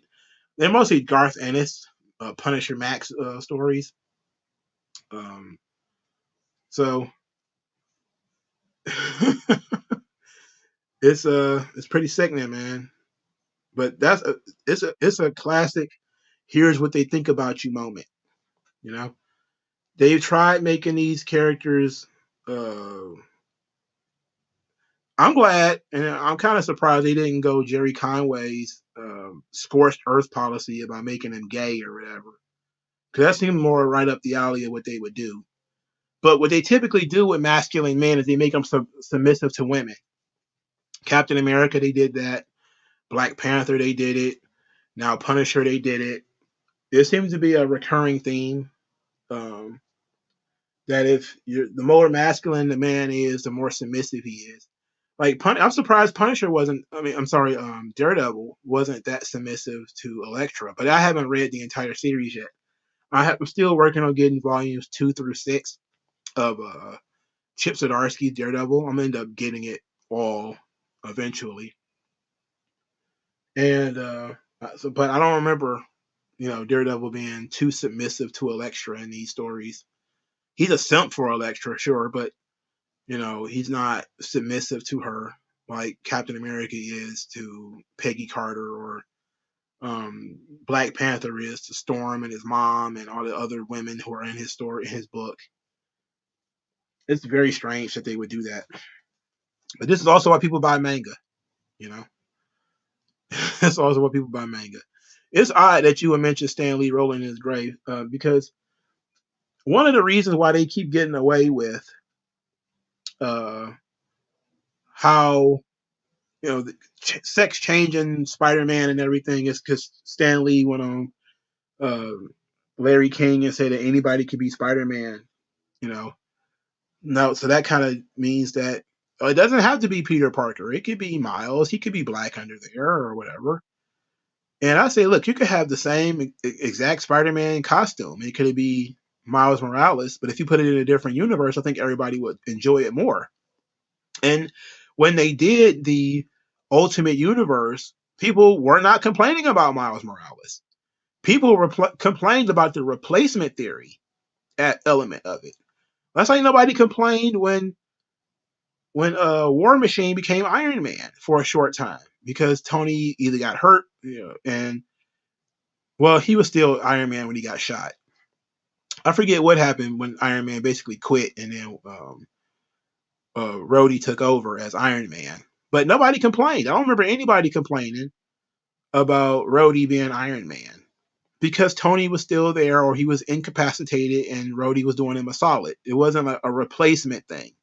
But everybody complained when Reed Williams became Iron Man, quote unquote, because they killed Tony in order to do it, and then turned him into an AI, which was, ridiculous. And look, shit happens. They write characters off all the time, but when you do stuff all at the same time, you have a lot of these integral core Marvel characters being killed off or replaced for some reason, all at the same time. That did aggravate people. But I don't remember anybody complaining about Miles when Miles was in his own universe. Nobody complained. Nobody cared. It was only when Miles came into the 616 and all of a sudden Pete's still there, and it's like, I'm Spider-Man, but you're Spider-Man too. We can share being Spider-Man. And everybody was like, what? No. No, we can't do that. When Captain America was made old, they took away his super soldier serum, so now he's an old man. He's going to run S.H.I.E.L.D. People kind of grumbled, but they accepted that, Captain America wasn't Captain America anymore, and, they were going to pass the torch over to somebody else. I forget who it was at that time. Was it Winter Soldier? They could have gave it to the Falcon then, and I think people would have been okay with it. But then, well, in fact, I think they did. I think that's when they did give it to Falcon, when they made Cap old. I have to remember.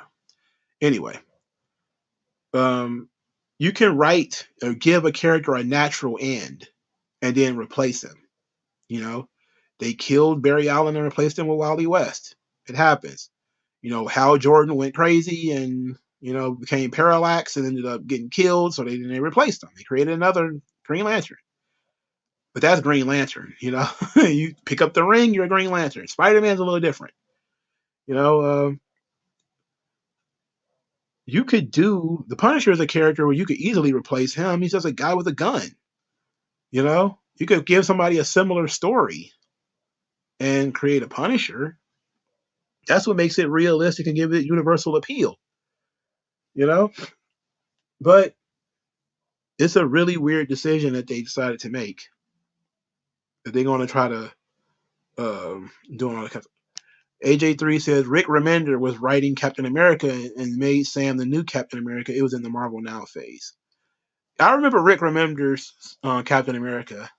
I remember he got ran off the book because he wrote Falcon to have sex with Arnim Zola's daughter, and everybody thought that she was underage, so they forced Rick It was great that they did that though, because Remender went to Image and created some really good stuff. Uh, that's where we got Seven to Eternity and Deadly Class and so many other great Rick Remender books after he got ran out of Marvel. I didn't know he was the guy who took the Super Soldier Summer away from Cap though. I thought he was gone before that. He was writing Uncanny Avengers, I think, too, at the same time. And that was actually pretty good. That's when they started doing the story with a high evolutionary, and I think that's when they gave Wanda and uh, Pietro the Avengers origin of them being creations of the high evolutionary. I think I'm not sure because I know Marvel now was when they did that. Because that's when they were trying to get rid of the X-Men. And they tried to bolster the Inhumans or whatever, and that was could have worked out if they did it right, but it wouldn't have worked out like to have them surpass the X-Men. But they could have been useful, members of the Marvel universe. But unfortunately, things happened the way that they did. But there's ways of you giving a character a break, but doing it all at one time and then saying, "Oh, it's not a replacement theory. You're being you're being paranoid." It's like no, all the core characters, all the core Avengers were changed at one time. Thor gone, his hammer taken away and given to Jane Foster. Iron Man killed, replaced with Ryu, and they told you it was going to do it. Like Spider Man, they didn't kill him. They didn't do anything to him. They just brought Miles into his universe and then just said, "This is what it is." Like they didn't even have the nerve to break his arm and make him retire for a week or two. Like they just said, "Fuck it." We could just elbow Spider Man out of the way, and everybody's just going to be like okay with it. So I don't know, man. But Marvel is still on that shit. It's not as bad as it was in I think 2014, 2015, when it was ask me about my feminist agenda and pregnant Spider Woman and replacing everybody. It's not that bad, but it's not good, you know. And it's sad because people actually invest time and money and energy into these characters, and then the people who own them decide they're going to tank it. They're going to take it and drown it and make you watch. And then when you don't watch, they'll be like, "Hey, where'd all the money go? We got to get rid of it because it's not making any money." Like, okay, sure. There's no reason for a Punisher comic book to ever fail because it's such a simple thing. He kills like mafia bosses and stuff. Like, it's real simple. It's crime drama, you know? All right. Thank everybody for their time. I'll talk to you guys later. Peace out.